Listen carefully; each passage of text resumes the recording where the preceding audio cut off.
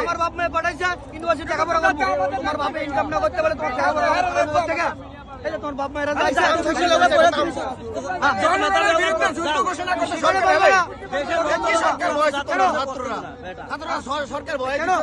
সকালবেলা এসে আমরা ভালো খাতা আমাদের এখান থেকে ঘুরাই দিত, ভাই আপনারা চলে যান, এখান থেকে সব গাড়ি আসতো চলে যাইতো, কোনো কথা ছিল না। তাহলে এই লোকগুলা এই যে সকালে আইসে একটার পর থেকে খাওয়া নাই দাওয়া নাই, কি অবস্থা কি? তাহলে আপনারা সাধারণ পাবলিক রে শিক্ষার্থীরা জিম্মি করে থুয়া তোমরা এটা করতেছো কেন?